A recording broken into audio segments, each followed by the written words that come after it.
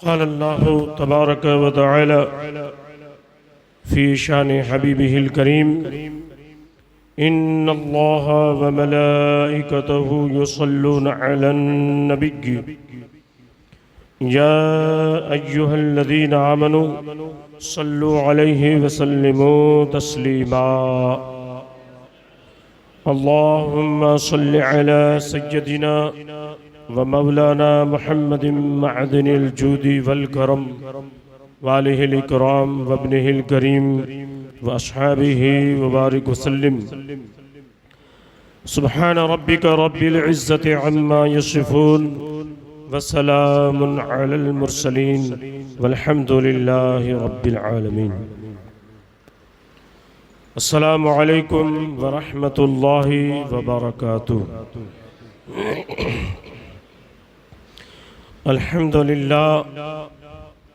अल्हम्दुलिल्लाहि रब्बिल आलमीन वल आक़िबतु लिल मुत्तक़ीन वस्सलातु वस्सलामु अला रसूलिहिल करीम व अला आलिहि व अस्हाबिहि अजमईन इला यौमिद्दीन। अम्मा बअद फ़अऊज़ु बिल्लाहि मिनश शैतानिर रजीम। बिस्मिल्लाहिर रहमानिर रहीम। व तक़ल्लुबक मिनस साजिदीन। सदक़ल्लाहु मौलानल अज़ीम व बल्लगना रसूलुहुन नबियुल अमीनुल मतीनुल करीम व नहनु अला ज़ालिका लमिनश शाहिदीन वश्शाकिरीन वल्हम्दुलिल्लाहि रब्बिल आलमीन। क़ाल अल्लाहु तबारक व तआला फ़ी शान हबीबिहिल करीम इन्नल्लाह व मलाइकतहु युसल्लूना अलन नबिय्यि या अय्युहल्लज़ीना आमनू सल्लु अलैहि व सल्लिमू तस्लीमा। अल्लाहुम्मा सल्लि अला सय्यदिना व मौलाना मुहम्मद सलातन तुनज्जिना मिन जमीइल अहवालि वल आफ़ात व तक़दी लना बिहा मिन जमीइल हाजात व तुतahhiruna बिहा मिन जमीइस सय्यिआत व तुतahhiruna बिहा मिन जमीइस सय्यिआत व तरफ़ऊना बिहा इंदका अला दरजात व तुबल्लिगुना बिहा अक़सल गायात मिन जमीइल खैरात फ़िल हयात व बअदल ममात इन्नका अला कुल्लि शैइन क़दीर। सामिन इकराम, आज रबीउन नूर शरीफ की 11वीं शब है और कल इंशाअल्लाह 12वीं शब होगी। सीरत तय्यबा के आप हज़रात के सामने खुद्दामान मुस्तफ़ा के चंद नुफूस क़ुद्सिया का तज़किरा किया। अब चूँकि 2 ही शब तकरीर के लिए बची हैं, लिहाजा दिगर खुद्दाम और बहुत सारी ऐसी सहाबियाँ थी, औरतें भी थी जो आका करीम सल्लल्लाहु अलैहि वसल्लम की खिदमत गुजार थी। फिर आका करीम सल्लल्लाहु अलैहि वसल्लम के खुसूसी दोस्त थे जिनको सीरत तय्यबा में दर ज़िक्र मौलाए रसूल के नाम से याद किया गया। उसका एक बाब है पूरा। फिर मुअज़्ज़िनीन का बाब है, आका करीम सल्लल्लाहु अलैहि वसल्लम के कितने मुअज़्ज़िन रहे, किन किन हज़रात ने अज़ानें दी। फिर शोराए आका करीम सल्लल्लाहु अलैहि वसल्लम, हुज़ूर करीम सल्लल्लाहु अलैहि वसल्लम के वो सहाबा जो आका करीम सल्लल्लाहु अलैहि वसल्लम की शान में नात कहा करते थे। यानी ये बहुत सारे बाब जो है वो बाकी रह गए। इंशाअल्लाह ताला वो आइंदा साल आप हज़रात के सामने अगर ज़िंदगी बाकी रही तो पेश करेंगे। आज आप हज़रात के सामने नबी करीम सल्लल्लाहु अलैहि वसल्लम के आबा व अजदाद और आका करीम सल्लल्लाहु अलैहि वसल्लम का जो नूर पाक है, वहाँ से लेकर सैयदना अब्दुल्ला रज़ियल्लाहु ताला अन्हु के पेशानी अक़दस में जो ये नूर चमका, वहाँ तक का मुख्तसर ज़िक्र इंशाअल्लाह ताला मैं आपके सामने करूँगा। और साथ ही बरक़ात मिलाद, यानी जो ये महफिल होती है आका करीम सल्लल्लाहु अलैहि वसल्लम के ज़िक्र की, उसमें बैठना, उसको सुनना, सुनाना, उस पर खर्च करना वगैरह, इसके क्या फ़वाइद है, इसकी क्या फजीलतें हैं, वो भी इंशाअल्लाह ताला आप हज़रात के सामने बयान करूँगा। तो आज दो चीज़ें बयान होंगी, आका करीम सल्लल्लाहु अलैहि वसल्लम के आबा व अजदाद और नबी करीम सल्लल्लाहु अलैहि वसल्लम का नूर पाक का तज़किरा होगा और मिलाद पाक के फ़ज़ाइल इंशाअल्लाह ताला मैं मुख्तसर अंदाज में पेश करूँगा।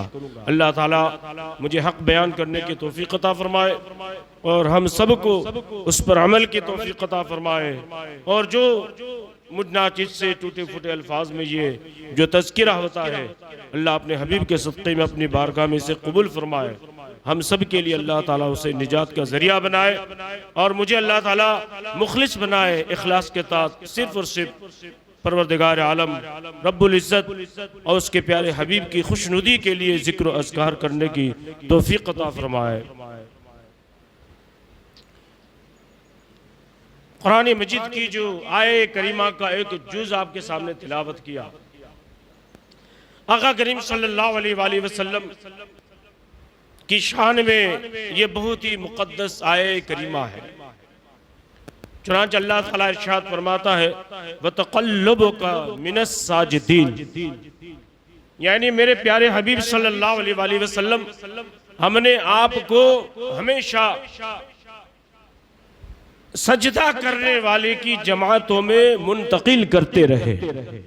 व तक़ल्लुबुका यानी आपको हम तब्दील करते रहे, आपको बदलते रहे। क़ल्ब के माने बदलने के होते हैं। व तक़ल्लुबुका यानी आपको हम बदलते रहे, आपके नूर को तब्दील करते रहे। ऐसे हजरात की सुलबों में और ऐसी पाक बाज औरतों के पेटों में, उनके शिकम में जो हमेशा सिर्फ और सिर्फ अल्लाह ताला की इबादत करते रहे और उसकी बारगाह में सरबत सुजूद हो। तो कुरान मजीद की इस आये करीमा से ये साबित हुआ कि आका करीम सल्लल्लाहु अलैहि वसल्लम के जो खास वालिद मोहतरम सैयदना अब्दुल्ला रज़ियल्लाहु ताला अन्हु से लेकर हजरत आदम तक कोई भी मुशरिक न रहा, कोई भी मुशरिक न रहा। सब के सब अल्लाह की बारगाह में सर्व सुजूद सजदा करने वाले और एक अल्लाह की इबादत करने वाले रहे, और उनमें कोई बगैर निकाह का भी न था। शेख अब्दुल हक मोदी से देहलवी रहमतुल्लाह ताला अलैह फरमाते हैं, जिसका मफहूम ये है कि मेरे आका सल्लल्लाहु अलैहि वसल्लम ने फरमाया कि मैं हमेशा निकाह करने वालों के सुल्ब में और निकाह करने वाली औरतों के पेट में रहा।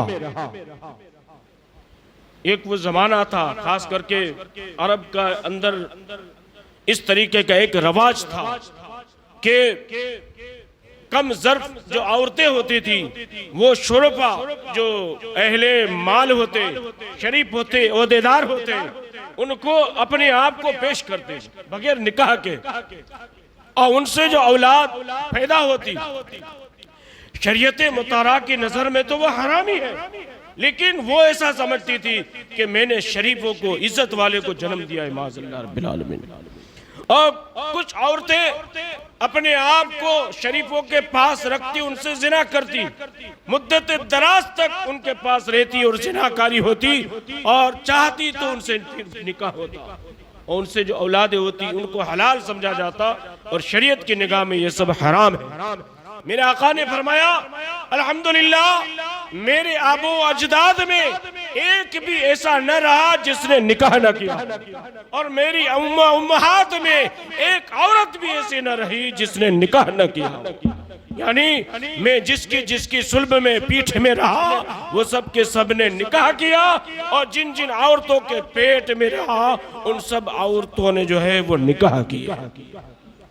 यानी शिर्क से भी पाक और साफ, जिनाकारी से भी पाक और साफ। यानी वे जिनके पेट में रहा और जिनके सुल्ब में रहा वो सब के सब पाकीज़ा जात रहे, और खानदान की पाकीज़गी का जिक्र भी मेरे आका सल्लल्लाहु अलैहि वसल्लम ने कुछ इस तरह बयान फरमाया है कि अल्लाह ताला ने सबसे ज्यादा अगर किसी को अपनी बारगाह में इज्जत के लिए चुना और बरगुज़ीदा बनाया वो औलाद इस्माइल है। अल्लाह ने आदम की औलाद में सबसे पहले जिसको इज्जत वाला बनाया वह औलाद इस्माइल है। और औलाद इस्माइल में अल्लाह ताला ने किनाना को चुना और फिर किनाना में अल्लाह ताला ने कुरैश को चुना और फिर कुरैश में अल्लाह ताला ने बनी हाशिम को चुना और बनी हाशिम में अल्लाह ताला ने मुझ मोहम्मद को चुना, मुझे चुना। आका के सल्लल्लाहु फरमाते हैं और इस तरह की अहादीस भी मौजूद है। सैयदा आयशा सिद्दीक़ा रज़ियल्लाहु ताला अन्हा ने भी इसको रिवायत किया है। बल्कि एक हदीस यहाँ तक भी है कि खुद अल्लाह के रसूल सल्लल्लाहु अलैहि वसल्लम ने हजरत जिब्रील अमीन से पूछा कि जिब्रील तू तो बड़ी बड़ी बारगाहों में यानी नबियों और रसूलों के दरबार में जाता रहा, बता क्या मेरे जैसा किसी को पाया? तो जिब्रील ने अर्ज किया और इसी बात को पेश किया कि या रसूलुल्लाह अलैहि वसल्लम, अल्लाह ताला ने सबसे पहले अपनी बारगाह में जिसे बरगुज़िदा बनाया वो औलाद इस्माइल है, उसके बाद किनाना है, उसके बाद कुरैश है, उसके बाद बनी हाशिम है और उसके बाद सबसे इज्जत वाला अगर किसी को अल्लाह ने बनाया तो वो आपको बनाया। इसी की तर्जमानी इमाम अहले सुन्नत ने कुछ यूं की कि यही बोले सिदरा वाले चमने जहां के थाले सभी मैंने छान डाले, तेरे पाए का न पाया तुझे यक ने यक बना, तुझे हम्द है खुदाया, तुझे हम्द है खुदाया। तो ये खानदानी सिफात थी मेरे आका सल्लल्लाहु अलैहि वसल्लम की। अल्लाह ताला ने सबसे पहले जिस ज़ाते पाक को बनाया, जिसको अपने नूर से पैदा फरमाया, वो ज़ात भी मेरे आका अहमद मुस्तफ़ा मोहम्मद मुस्तफ़ा सल्लल्लाहु ताला अलैहि वसल्लम की ज़ात है। हदीस जाबिर इब्न अब्दुल्लाह मशहूर व मारूफ है। हज़रत जाबिर बिन अब्दुल्लाह ने अर्ज की थी कि या रसूलुल्लाह अलैहि वसल्लम, मुझे आप बताइए कि अल्लाह ताला ने सबसे पहले किस चीज़ को पैदा किया? तो अल्लाह के रसूल सल्लल्लाहु अलैहि वसल्लम ने एक तवील हदीस है, हज़रत जाबिर को फरमाया कि जाबिर कि सबसे पहले अल्लाह ने तेरे नबी के नूर को पैदा फरमाया और उसके बाद उस नूर से सारी कायनात को बनाया। और लंबी हदीस है, फिर आगे इरशाद होता है कि अगर अल्लाह ताला का मुझे पैदा करना मकसद न होता तो जमीन न बनाता, आसमान न बनाता, जन्नत न बनाता, दोज़ख न बनाता, यानी कोई चीज पैदा न होती। यहाँ तक फरमाया कि अगर आपको पैदा करना मकसद न होता ऐ महबूब, मैं अपने आप को रब जाहिर न करता, अपनी रबूबियत का इजहार न करता। और एक हदीस में तो खुद मेरा आका सल्लल्लाहु अलैहि वसल्लम खुद फरमाते हैं कि कुन्तु कंज़म मख्फिया, जिसको कल मुफ्ती साहब ने पेश किया था, छोटा सा टुकड़ा उन्होंने पेश किया था कि कुन्तु कंज़म मख्फिया। अल्लाह अकबर। ये हदीस इस तरह पूरी है कि कुन्तु कंज़म मख्फिया फअहबब्तहु अन उरफा फखलका खलक़तुका या मोहम्मद सल्लल्लाहु अलैहि वसल्लम। यानी अल्लाह ताला ने फरमाया कि मैं एक मख्फी खजाना था, अल्लाह को कोई जानता न था, अल्लाह ने उसका इजहार नहीं फरमाया।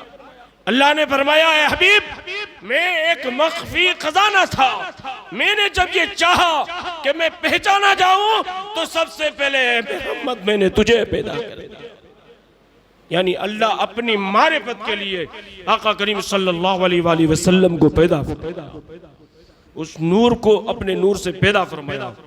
मुर्रिखीन सीरत में इस पर बड़ी बहसें की हैं कि जब अल्लाह ने अपने नूर से इस नूर को पैदा फरमाया तो वो नूर कहाँ था, किस हालत में था, इसकी बड़ी तफसील बयान की गई है कि अल्लाह ताला ने नूर की एक किंदिल में आका करीम सल्लल्लाहु अलैहि वसल्लम के नूर को रखा और फिर आका करीम सल्लल्लाहु अलैहि वसल्लम हजारों साल तक जो है आका करीम अल्लाह तबारक व तआला की इबादत और रियाजत करता रहा जो उसकी शान के लायक है।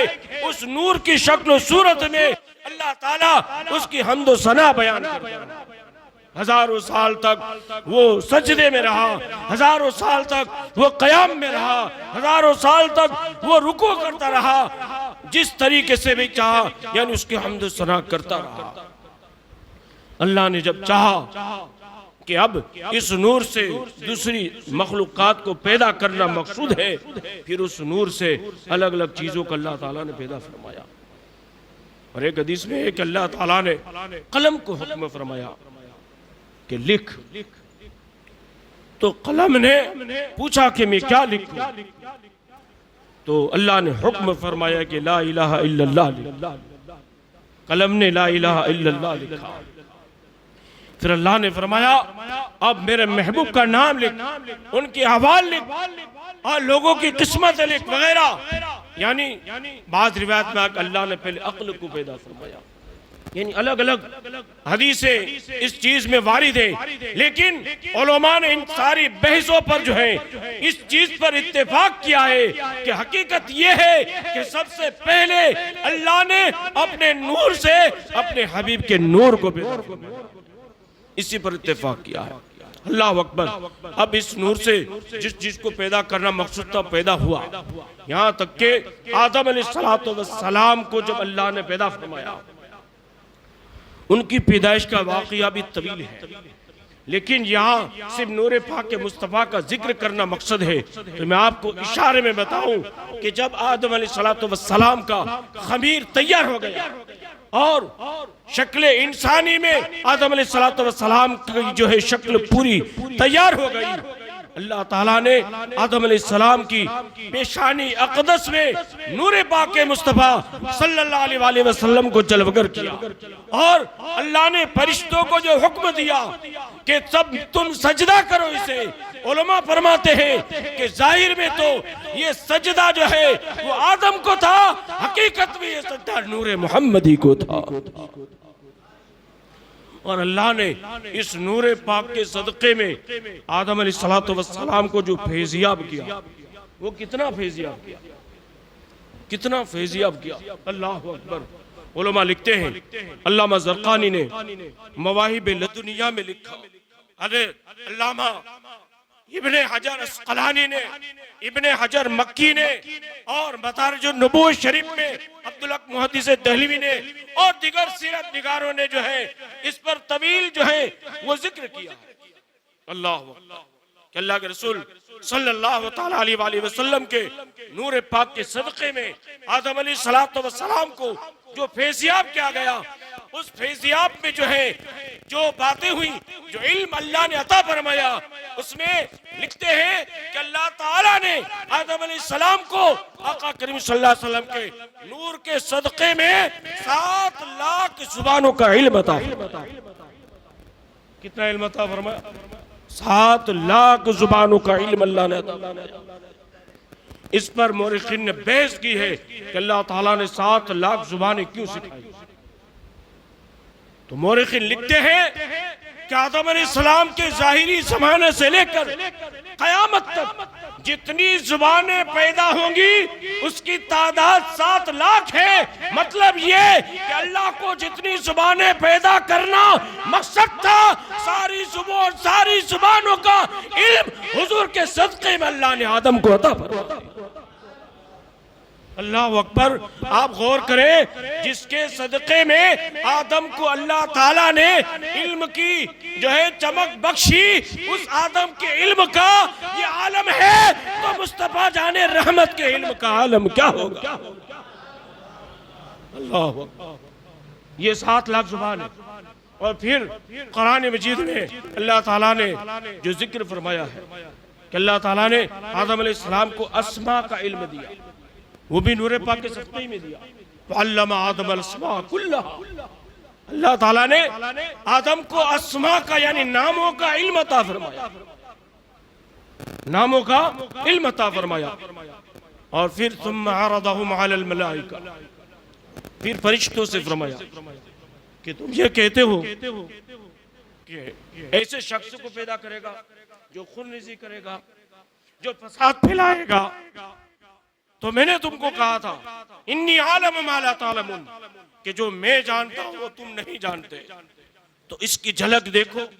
अब इन अस्मा के नाम तुम बताओ। तो अस्मा के नाम के इल्म से मुराद क्या थी कि अब से लेकर क़यामत तक जितनी चीजें पैदा होंगी इन तमाम चीजों के नाम तुम बताओ। और फरिश्ते आजिज हो गए। फरिश्तों के पास इतना इल्म था नहीं, तो फरिश्तों ने कहा कालू सुबहानका ला इल्म लना इल्ला मा अल्लमतना इन्नका अंतल अलीमुल हकीम। यानी परवरदिगार तू पाक है, हकीकत ये है कि हमारे पास इल्म नहीं मगर इतना जितना तूने अता फरमाया। यानी फरिश्ते लाजवाब हुए। अब अल्लाह ने आदम से फरमाया आदम जरा आओ तो तू इन अस्मा के नाम बता। और आदम अलैहिस्सलाम ने उस वक्त से लेकर क़यामत तक जितनी मखलूक़ात पैदा होने वाली थी इन तमाम चीजों के नाम अल्लाह के आदम अलैहिस्सलाम ने गिनवा दिए। अब इनमें किन किन चीजों के नाम गिनवाए? 18,000 मखलूक़ात के नाम गिनवाए। और मखलूक़ात में एक एक चीज पर अगर आप गौर करें ना तो उसमें हजारों नाम है। अब सिर्फ मछली है तो मछली सिर्फ मछली नहीं है, मछली के कितने नाम हैं? मछलियों के जितने नाम हैं आदम अलैहिस्सलाम ने बताया। जानवरों में चरिंद है, परिंद है, दरिंद है। इनमें जितने भी दरिंदे, जितने भी परिंदे, जितने भी चरिंदे पैदा होने हो चुके थे, होने वाले थे, सबके नाम आदम अलैहिस्सलाम ने बताए। इंसानों की जितनी तादाद है सब बताया। आसमानों में बसने वाली जितनी चीजें उनके नाम बताए। जमीन के नीचे जितनी मखलूक़ात है उनके नाम बताए। और इंसानी मसनूआत हर महीने हर दिन नए नए मॉडल गाड़ियों के निकलते हैं, हर चीज के निकलते हैं। यानी कयामत तक जितनी चीजें मखलूक से निस्बत रखने वाली चीजें हैं कोई गिन नहीं सकता है। अल्लाह ताला ने इन तमाम चीजों के नाम आदम अलैहिस्सलाम को बताए। यानी हुजूर के सदक़े में आदम को इतना इल्म दिया गया तो मेरे मुस्तफा के इल्म का आलम क्या। आप गौर कीजिए। तो ये सारी चीजें जो आदम अलैहिस्सलाम को अल्लाह ने अता फरमाई वो तमाम चीजें जो है वो सदका मोहम्मद रसूलुल्लाह सल्लल्लाहु अलैहि वसल्लम का था। अब इसके अलावा बहुत सारी बातें हैं लेकिन मुझे आगे बढ़ना। आदम अलैहिस्सलाम का जब हजरत हव्वा से दुरूद पाक के मेहर में निकाह हो गया, निकाह के बाद नस्ल इंसानी की शुरुआत हुई। जब बच्चे पैदा होने शुरू हुए तो हालत क्या थी कि जुड़वे पैदा होते थे, जिसके साथ जो पैदा होती थी उसी के साथ उसका निकाह हो जाता। यानी आदम अलैहिस्सलाम की शरीयत में बहन से निकाह करना जायज था। तो इस तरीके से होता था। अब अल्लाह ताला ने जिसकी सुल्ब में और जिसकी पेशानी में नूरे पाके मुस्तफा को रखना था उसकी जब पैदाइश हुई तो अल्लाह ताला ने उसको यकता और तन्हा पैदा फरमाया। अल्लाह अकबर। ये भी खुसूसियत है मेरे आका सल्लल्लाहु अलैहि वसल्लम कि रवाज ये चल रहा था, मुतवातिर तौर पर जोड़े पैदा होते थे। लेकिन जब हजरत शीस अलैहिस्सलाम की पैदाइश हुई हजरत शीस अलैहिस्सलाम तन्हा पैदा हुए। क्यों? इसलिए कि अल्लाह ताला ने उनकी पेशानी में नूरे पाक के मुस्तफा को रखना था। शीस अलैहिस्सलाम जब तक जीते रहे आका करीम सल्लल्लाहु अलैहि वसल्लम की सना खानी करते रहे, उन पर दुरूद पाक पढ़ते रहे और उन्होंने नसीहत की उनके बेटे अनूश को कि खबरदार इस बात का ख्याल रखना, आका करीम सल्लल्लाहु अलैहि वसल्लम की सना खानी करते रहना, उनकी ताज़ीम और तौक़ीर का ख्याल करना और ऐसी औरत से शादी करना जो पाकबाज हो। अब मेरी पेशानी से नूरे पाक मुंतकिल होकर तेरी पेशानी में आना है, लिहाजा तुम्हें उसकी हिफाजत करनी है, पाकबाज औरतों के साथ निकाह करना। ये नसीहत हर नबी करता जाता, ये नसीहत हर नबी करता जाता। जब तक नबियों की पुश्त में और पाकबाज औरतों के पेट में ये नूर मुंतकिल होता गया। हर नबी जो है अपने आने वाले को इसी तरीके की वसीयतें और नसीहतें करता जाता था, यहाँ तक के इस नूर पाक को मुंतकिल होने में नबियों की जमात का सिलसिला जब खत्म हुआ, ईसा अलैहिस्सलाम ने शादी न की। जब शादी न की तो उनकी पेशानी में वो नूर नहीं आया। बरकतें मिली लेकिन वो नूर नहीं आया, क्योंकि जिसकी पुष्ट में नूर आया, जिसकी पेशानी में नूर आया, उसको मुंतकिल होना था। अब बनी इस्माइल के बाद हजरत इस्माइल अलैहिस्सलाम की औलाद में अल्लाह ताला ने किसी नबी को पैदा नहीं किया। और इसहाक अलैहिस्सलाम की औलाद में अल्लाह ताला ने नबियों की एक बड़ी जमात रखी, एक बड़ी जमात रखी।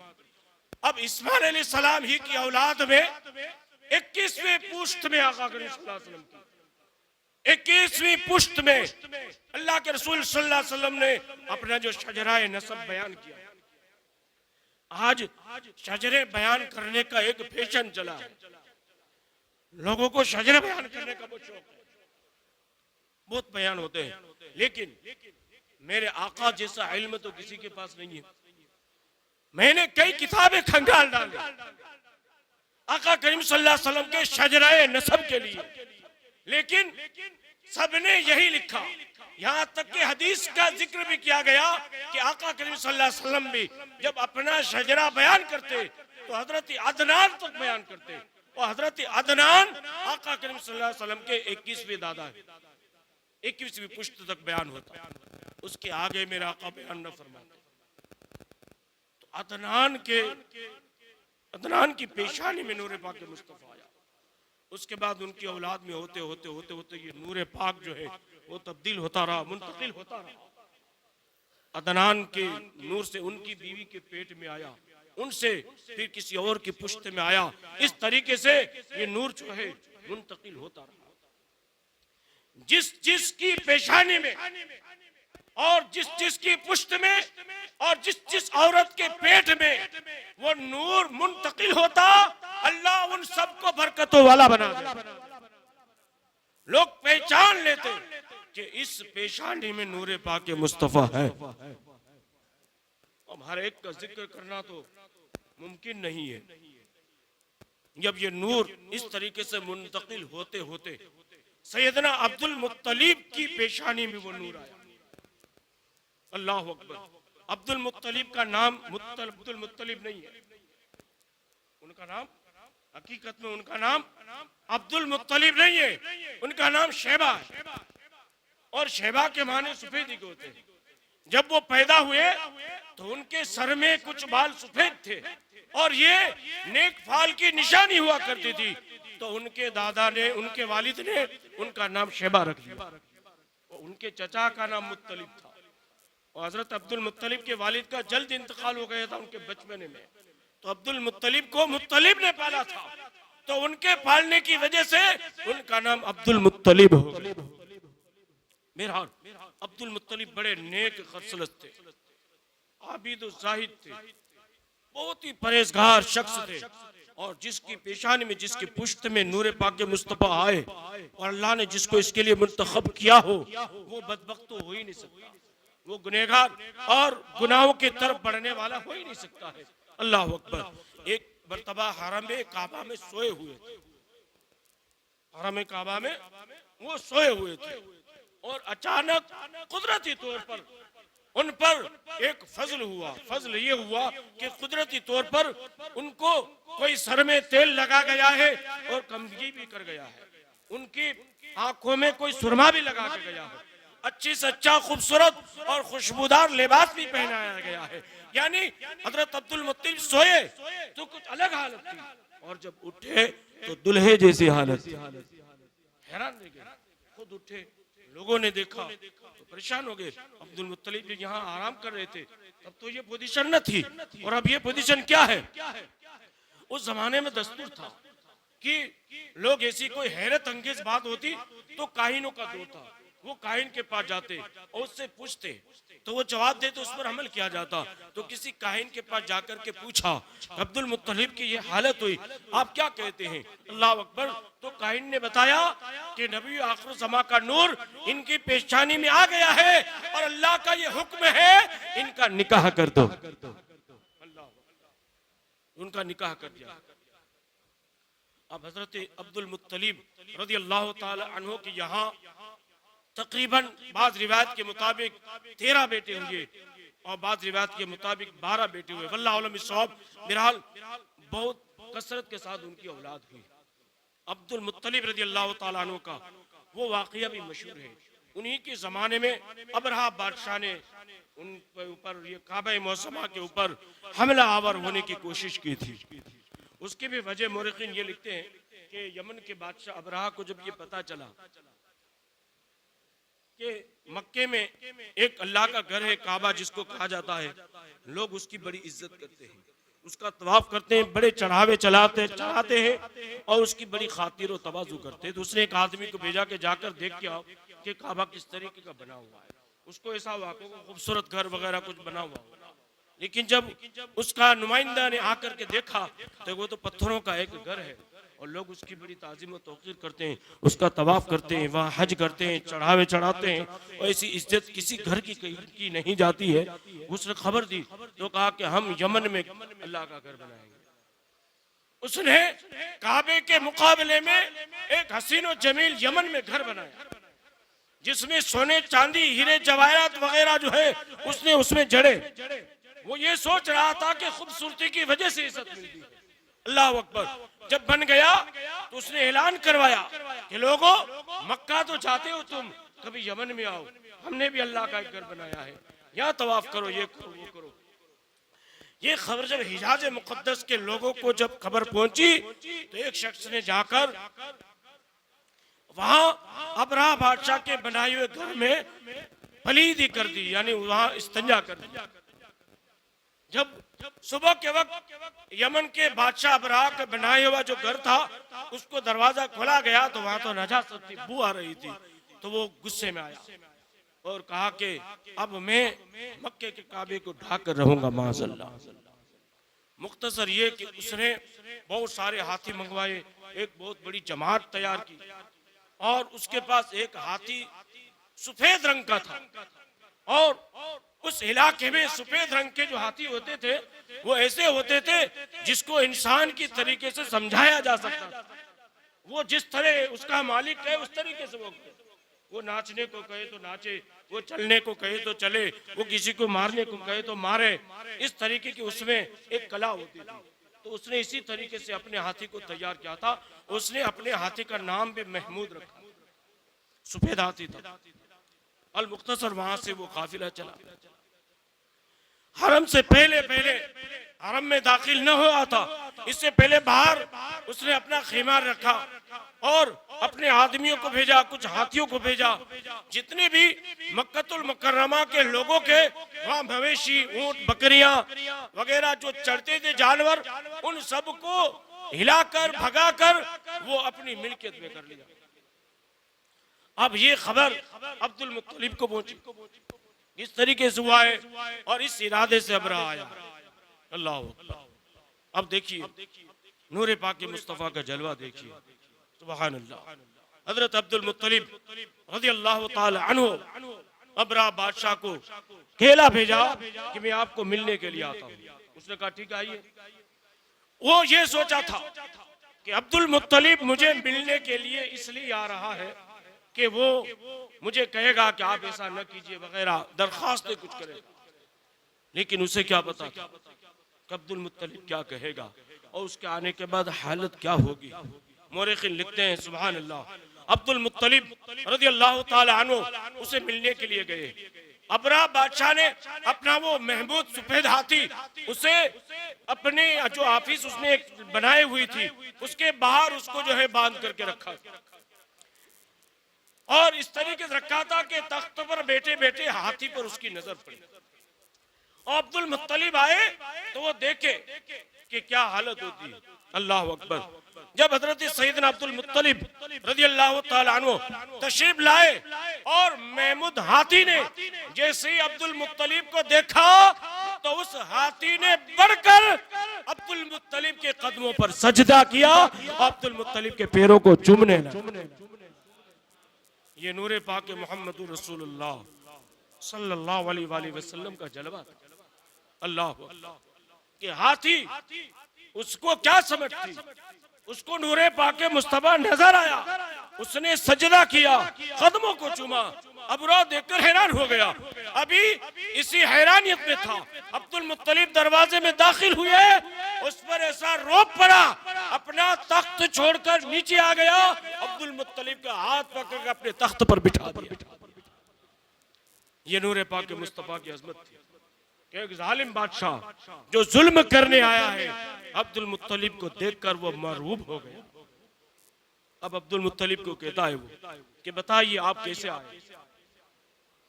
अब्दुल मुत्तलिब ने कहा कि आपने हमारे जानवरों को जो है अपने कब्जे में कर लिया है, हम अपने जानवरों के लिए आए।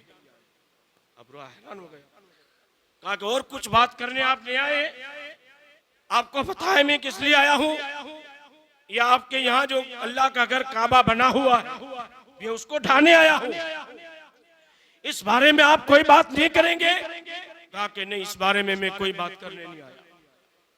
कहा ठीक है, लेकिन मेरी समझ में नहीं आया, आपने अपने ऊँटों की बात की, अल्लाह के घर की परवाह न की। अब्दुल मुत्तलिब ने जवाब दिया, हर एक मालिक अपनी अपनी चीजों की हिफाजत करता है, ऊँट मेरे हैं तो मैं इसकी दरखास्त करने आया हूँ। काबा अल्लाह का घर है, अल्लाह ही उसकी हिफाजत फरमाएगा, अल्लाह ही उसकी हिफाजत फरमाएगा। अल्लाह। उसके बाद मुर्खिन लिखते हैं कि वो एक हाथियों की बड़ी जमात लेकर काबे को ढाने के लिए चला, लेकिन हरम की जहां हद है, जहां हरम की हद शुरुआत होती है, महमूद हाथी वहां पहुंचा तो सबसे पहले महमूद हाथी ने वहां अपने सर को झुकाकर अल्लाह को सजदा किया। अब उसको आगे लाने की कोशिश की जाती है, वो आगे बढ़े तो दूसरा आदमी, उसको मारा गया, उसे पीटा गया, हर तरह कोशिश की गई, लेकिन एक भी हाथी हरम काबा में दाखिल न हो सका। अल्लाह ने हिफाजत फरमाई। उसके बाद अल्लाह ने अबाबिल परिंदों को भेजा, छोटे छोटे परिंदे थे, उनकी चोंच में और उनके पैरों के अंदर एक एक कंकरी अल्लाह ने रखी, छोटे से परिंदे, छोटी सी कंकरियां थी। अल्लाह अकबर। उन अबाबिलों ने उन हाथी वालों पर इन कंकरियों को फेंका। मुफस्सिरीन लिखते हैं, सूरह फील की तफसीर में ये वाकया लिखा हुआ है, इसकी बड़ी तफसीर है। अल्लाह अकबर। वो कंकरी जब भी पड़ती थी, अबाबिल फेंकते थे, तो पहले जो हाथी पर सवार है उसके सर पर कंकरी आती थी और उसको सर को चीरते हुए हाथी को चीर करके एक एक हाथी वाले को उन अबाबिल के कंकरियों ने तबाह व बर्बाद कर दिया। सबके सब मर गए और अबरहा भी मरा, लेकिन हैरत ये है कि महमूद हाथी बच गया। कौन बच गया? सारे हाथी हिलाक हो गए, लेकिन महमूद हाथी बच गया, वो हिलाक न हुआ। वजह क्या थी? उस हाथी ने नूरे पाके मुस्तफा की ताज़ीम की थी और अल्लाह के घर काबा की इज्जत की थी। पता चला क़यामत के दिन पकड़े वो जाएंगे, जहन्नम में दाखिल वो होंगे जो बेअदब हैं, जो बाअदब होंगे, ताज़ीम और तौक़ीर वाले होंगे। अल्लाह उन्हें बख्शेगा और बेहिसाब व किताब अल्लाह उन्हें जन्नत में दाखिल कराएगा। तो ताज़ीम और तौक़ीर वाले बनने चाहिए कि जो यहां भी बच जाएगा और वहां भी बच जाएगा। बहरहाल किस्सा तवील है। अब अब्दुल मुत्तलिब के पेशानी अक़दस से वो नूर जो है वो सैयदना अब्दुल्ला रज़ियल्लाहु ताला अन्हु की पेशानी अक़दस में मुंतकिल हुआ। उनकी क्या शान थी, सैयदा आमिना की क्या शान थी, और वलादत वगैरह का तज़किरा इंशाअल्लाह मैं कल करूंगा। बरकत मिलाद पर कुछ अर्ज कर दूं। अल्लाह अकबर। ये जो मिलाद की महफिलें सजाई जाती हैं, आप हजरात वक्त निकाल कर यहाँ पर आते हैं, शिरनी तकसीम होती है, इतनी नियाज और लंगर पकता है, तो इसके कुछ फवाइद भी है या यूं ही है? अल्लाह अकबर। तो इसके फवाइद में बहुत सारी चीजें हैं। सबसे पहले मैं शेख अब्दुल हक मुहद्दिस देहलवी ने जो लिखा है उसको पेश करूं। मदारिज नबुव्वत शरीफ में शेख अब्दुल हक मुहद्दिस देहलवी रहमतुल्लाह तआला अलैह लिखते हैं, बुखारी शरीफ की हदीस वो नकल करते हैं। हजरत अनस रज़ियल्लाहु तआला अन्हु की रिवायत है, वो फरमाते हैं कि अबू लहब जब मर गया तो उनके बाद वालों में किसी ने ख्वाब में देखा और पूछा अबू लहब को कि क्या हाल है तुम्हारा? अबू लहब ने कहा, तुमसे जुदा होने के बाद जब से मुझे कब्र में दाखिल किया गया है, उस वक्त से लेकर अब तक सिवाय परेशानी और अजाब के कुछ नहीं। अल्लाह के गजब में मैं गिरफ्तार हूं। फिर कहता है कि हाँ, जब पीर का दिन आता है तो अपनी उंगली दिखाता है कि इस उंगली से पानी पिलाई दिए जाता है। कहा किस वजह से? कहा कि इस वजह से कि इस उंगली से मैंने अपने भतीजे मोहम्मद की वलादत पर अपनी कनीज सुवैबा को आजाद किया था। अल्लाह ने इसकी बरकत मुझे कब्र में ये दी है, हर पीर को मुझे पानी पिला दिया जाता है। आपने सुभान अल्लाह नहीं कहा? अल्लाह, ये कितनी बड़ी बात है। अब यहाँ दो बातें, एक बात तो ये कि सवाब फजीलत वगैरह किसको मिलती है, किसके लिए? मरने के बाद सिर्फ मोमिन के लिए, सिर्फ मुसलमान के लिए है। काफिर कितनी भी ने क्या करे, उसे मरने के बाद फायदा नहीं हो सकता। दुनिया में हो सकता है उसके रिस्क में बरकत हो जाए, उसकी बलाएं दूर हो जाए, ये हो सकता है, लेकिन मरने के बाद किसी को अगर उसकी नेकियों का फायदा पहुंचेगा तो सिर्फ मुसलमान ही को पहुंचेगा।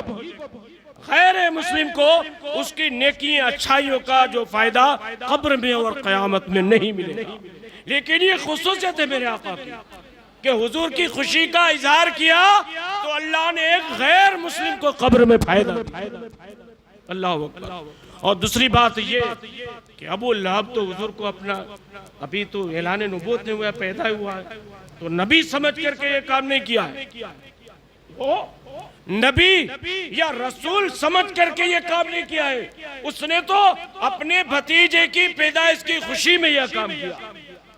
जो एक काफिर अपने भतीजे की खुशी के मौके पर खुशी का इजहार करे और एक काफिर ये काम करे, उसको तो कब्र में इतना फायदा पहुंचे तो जो गुलाम मुस्तफा हुजूर का कलमा पढ़ने वाला, हुजूर से मोहब्बत रखने वाला अगर हुजूर की मिलाद पर खर्च करेगा तो इससे कई करोड़ों ज्यादा सवाब भी अल्लाह उसे अता फरमाए। ये शेख अब्दुल हक मुहद्दिस देहलवी ने दलील लिखी, ये दलील लिखी। अल्लाह अकबर। हजरत इब्ने हजर मक्की रहमतुल्लाह तआला अलैह की लिखी हुई एक किताब है नेअमतुल कुबरा, अन-नेअमतुल कुबरा। अल्लाह अकबर। उसमें आका करीम सल्लल्लाहु अलैहि वसल्लम की वलादत में उसकी खुशी में जो माल खर्च किया जाता है या उसकी ताज़ीम और तौक़ीर की जाती है, जो उसमें बैठते हैं, उठते हैं वगैरह, यानी जितनी भी निस्बतें हैं मिलाद से, चाहे वो अपना माल खर्च करता हो या अपना वक्त खर्च करके महफिल में हाजिरी देता हो, सलाम पढ़ता हो, दुरूद पढ़ता हो और जितनी निस्बतें हैं वो सारे अंजाम देता हो, इनमें से एक चीज भी अगर वो अंजाम देता है उसके क्या फवाइद है? और आप मुझे बताओ, कुरान और हदीस को हमने ज्यादा समझा या सहाबा ने समझा? आप जवाब दीजिए, किसने समझा? सहाबा ने समझा। अब सहाबा के अक़वाल में पेश करता हूँ, सहाबा के अक़वाल पेश करता हूँ। खलीफा अव्वल हजरत सैयदना अबू बकर सिद्दीक रज़ियल्लाहु ताला अन्हु फरमाते हैं कि मिलाद पाके मुस्तफा सल्लल्लाहु अलैहि वसल्लम पर जो एक दिरहम भी खर्च करेगा, एक दिरहम भी खर्च करेगा, कल कयामत के दिन जन्नत में वो मेरा साथी होगा। अल्लाह अब जो ये चाहता है कि हुजूर अबू बकर सिद्दीक के साथ वो जन्नत में रहे, अपनी हैसियत के मुताबिक मिलाद पर खर्च करे, किसी वहाबी की न सुने, सहाबी की सुने, हाँ गैरों की न सुने। वो हम तो सहाबा और अहले बैत वाले हैं। अल्लाह अकबर। ये तो अबू बकर सिद्दीक का फरमान है। अब हजरत उमर इब्ने खत्ताब रज़ियल्लाहु ताला अन्हु फरमाते हैं कि जो मिलाद मुस्तफ़ा की ताज़ीम करेगा, तौक़ीर करेगा, मतलब उसमें वक्त देगा, जिक्र सुनेगा, सुनाएगा, उसको इतना सवाब मिलेगा गोया इस्लाम को उसने दोबारा जिंदा कर दिया। इस्लाम को जिंदा करने के बराबर मिलाद पाक से मोहब्बत करने वालों को सवाब दिया जाता है। खलीफा सुवम हजरत उस्मान गनी रज़ियल्लाहु ताला अन्हु फरमाते हैं अल्लाह अकबर कि जो मिलाद मुस्तफ़ा पर अपना माल खर्च करता है उसे उतना सवाब मिलेगा गोया ग़ज़वा खंदक और ग़ज़वा हुनैन ने उसमें माल खर्च किया हो या उसमें उसने शिरकत की। ये उस्मान गनी फरमाते। अल्लाह अकबर। अब मौला अली क्या फरमाते हैं?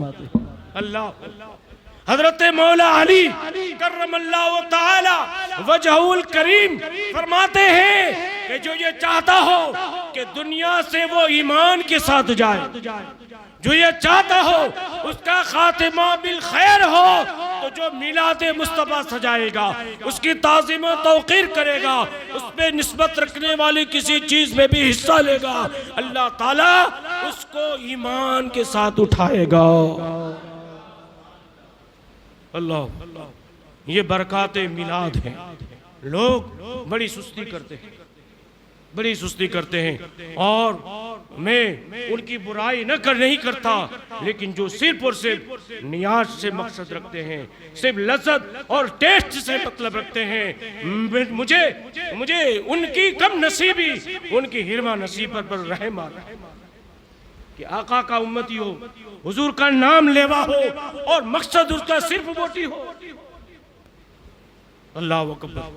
तो मुसलमानों को चाहिए कि वो जिक्र मुस्तफ़ा की महफिलों में भी जो है वो हाजिर रहा।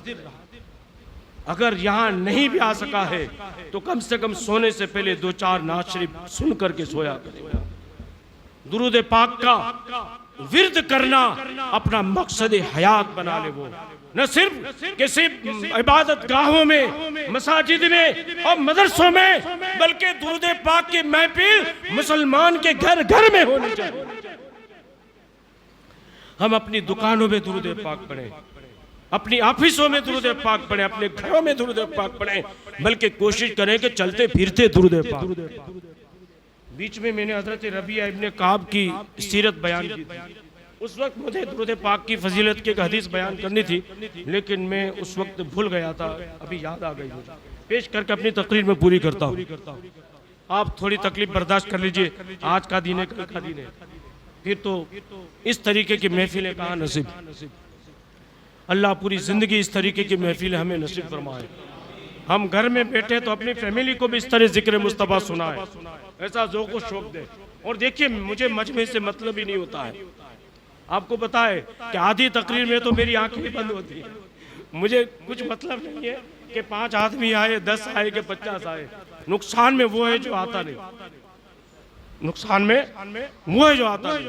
अल्लाह आने की सबको तौफीक अता फरमाए। तो हजरत रबिया इब्ने काब रज़ियल्लाहु ताला अन्हु जो आका करीम सल्लल्लाहु अलैहि वसल्लम के खादिम खास थे, उन्होंने एक मरतबा आका करीम सल्लल्लाहु अलैहि वसल्लम की बारगाह में अर्ज किया, या रसूलुल्लाह अलैहिस्सलातु वस्सलाम, मैं चाहता हूँ कि दुरूद पाक पढ़ने के लिए कुछ वक्त जो है वो मुतय्यन कर लूँ कि इतनी देर दुरूद पढ़ूँ। देखिए, आज परेशानियों का दौर चल रहा है। हर एक आदमी किसी न किसी परेशानी में मुब्तला है। कोई औलाद के जरिए से, कोई बीवियों के जरिए से, कोई भाई बहनों के जरिए से, कोई तिजारत और बिजनेस के जरिए से, किसी न किसी किस्म की हर कोई न कोई परेशान हाल है। तो ये हदीस जो पेश कर रहा हूँ, ये तमाम परेशानियों का हल उसमें है। हजरत रबिया इब्ने काब रज़ियल्लाहु ताला अन्हु ने अर्ज किया, या रसूलुल्लाह अलैहिस्सलातु वस्सलाम, मैं ये चाहता हूँ कि दुरूद पाक पढ़ने के लिए कुछ वक्त मुतय्यन कर लूँ।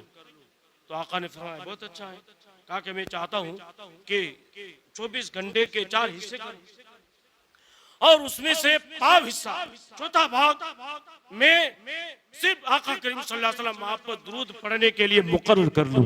आप क्या फरमाते हैं? मशवरा लिया आका करीम सल्लल्लाहु अलैहि वसल्लम से। अब बहुत टाइम है ना, अब 24 घंटे में चौथा हिस्सा जो दुरूद पाक के लिए मुकर्रर करेगा तो 6 घंटे तो हो गए। अब आका को फरमाना चाहिए था ठीक है बहुत अच्छा है। अब मेरे आका ने फरमाया बहुत अच्छा, लेकिन इससे ज्यादा पढ़ो तो तुम्हारे लिए और बेहतर है। कहो सुभान अल्लाह, अल्लाह अकबर।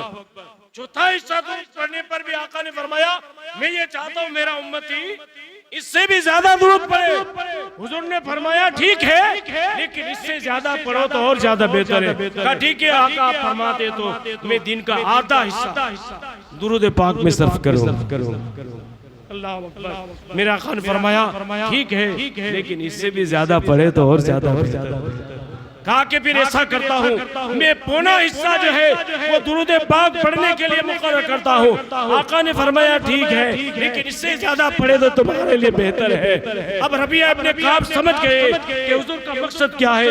अर्ज करते हैं या रसूलुल्लाह अलैहि वसल्लम फराइज़ व वाजिबात और दीगर इबादत के बाद जितना वक्त बचेगा तमाम वक्त मैं आप पर दुरूद पढ़ने ही में सर्फ करूंगा।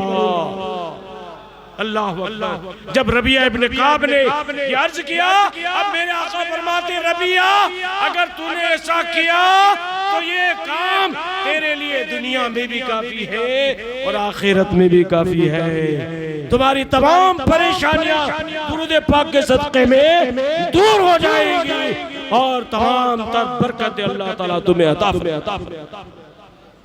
तो ये दुरूद पाक इसे पढ़ने की कोशिश कीजिए। न सिर्फ रबीउल अव्वल गुजरने के बाद भी दुरूद शरीफ पढ़ना अपना मामूल बना ले। कम से कम हर एक मुसलमान 1200 मरतबा दुरूद पाक तो रोजाना जरूर पढ़ लिया। अल्लाह ताला इस मुबारक ज़िक्र को अपनी बारगाह में कबूल मंजूर फरमाए। जो कुछ बयां हुआ इसमें किसी किस्म की गलती तो मैं तौबा करता हूँ अस्तगफिरुल्लाह रब्बी मिन कुल्लि ज़ंबि व ख़तीयतिन व अतूबु इलैहि ला इलाहा इल्लल्लाह मुहम्मदुर रसूलुल्लाह सल्लल्लाहु अलैहि वसल्लम।